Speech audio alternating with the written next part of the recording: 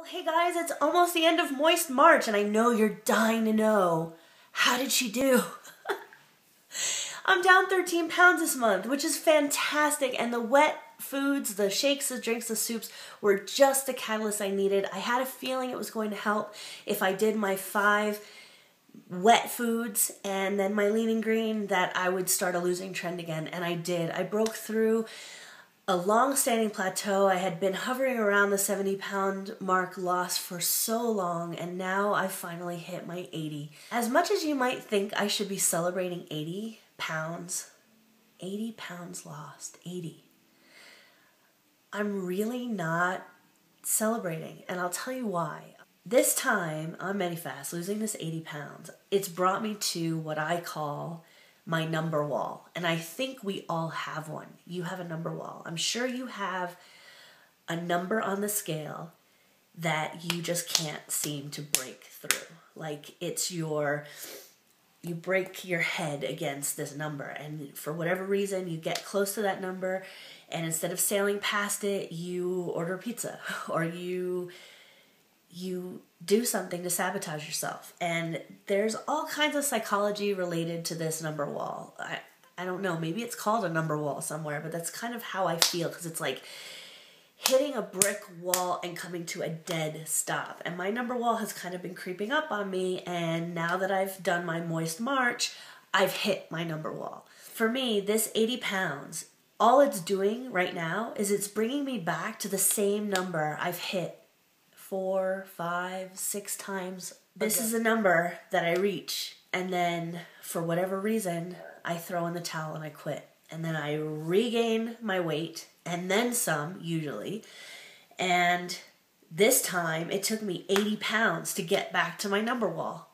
And last time, on 6-week body makeover, it took me 60 pounds to get to the number wall. And the time before that, when I did macrobiotics, it was 45 pounds till I hit my number wall. It doesn't take a rocket scientist to see that not only do I give up at this number wall, but I throw in the towel hardcore, and I gain all the weight back and then some. So this is classic yo-yo dieting at its worst. I know I can get here. I can get to this number and stop.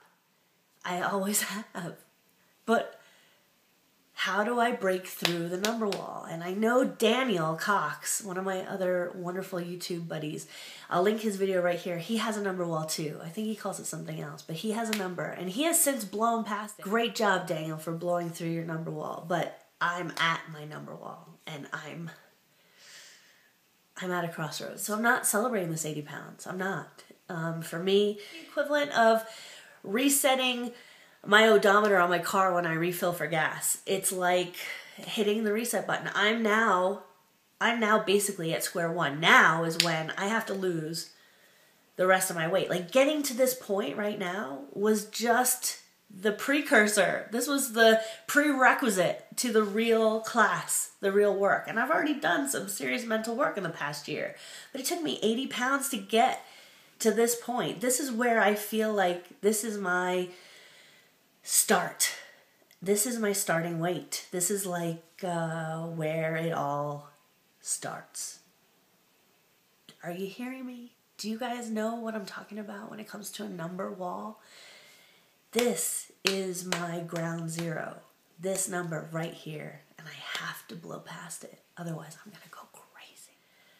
I'm starting to feel negative about my body. I'm starting to doubt my abilities to reach my goals. And the immature little kid inside of me is throwing a tantrum right now, because I want to be done, and I want to lash out, and I just want to be finished in the sense that I don't want to be on a diet anymore. And I want to eat something bad out of spite, which is terrible. And I kind of did tonight. I ate a bowl of soup that had rice in it.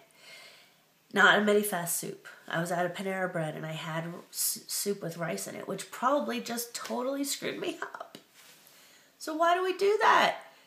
This is when the work starts. I have to be focused, right? This is crazy. What am I doing? It's totally out of character for me. It's totally self-sabotage, and it's totally not me. It's not the positive, upbeat, outgoing person that it's not, it doesn't reflect that. It reflects the demons that are coming out, the truth and what's holding me back, and why this number in my head is so important, which it's not. It's just a number, right? It's just a number. It shouldn't affect me the way it does, but oh my gosh, it does. I probably need some couch time over this number, It's a scary place to be at this number wall, but honestly, it's up to me right now to choose to break through and to visualize it and visualize myself just smashing through that number wall. I get emails, 25, 30 emails, comments, messages a day with people telling me that I've inspired them. But what does it mean if I can't inspire myself? What does it mean if I can't find the courage and strength to push myself forward through this number wall? I need to do it for me. This right now, right here, is the biggest challenge I will face all year. Right now, this moment.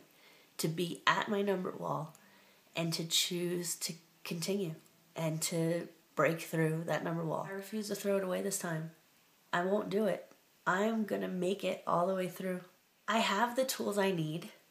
I have the perseverance inside of me. I know I have the willpower to do it. And I will wave to you from the other side of that number. I just have to find the courage and the strength. But it's inside of me, and I have the power, and I hold the key to that. Once I get past this number wall, it'll probably feel silly. It's this invented barrier inside of my head anyway. It's not even real. It's imaginary. It doesn't even matter. It's not even real.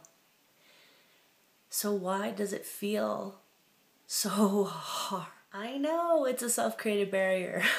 I know these things. I'm a lucid person. I'm competent, and I know these things to be true. I'm not completely delusional. I'm interested to know if you've ever had a number wall and if you've passed that number wall and what it meant to you and what it was like. Please leave me a comment, leave me a message, send me some encouragement. If I've ever inspired you to do anything, give me some inspiration. I need some energy and some love, and I need to know that you believe in me too. So would you do that for me? I would really appreciate that. And we'll get through this together. Veda is coming up, vlog every day in April. So starting April 1st, we will be vlogging every day. And I can't wait to see you guys every single day in April. I hope you have a wonderful, wonderful Easter if you celebrate Easter. If not, have a great Sunday. And I will see you on Monday. Have a great night, guys. Go drink some water. I'll see you.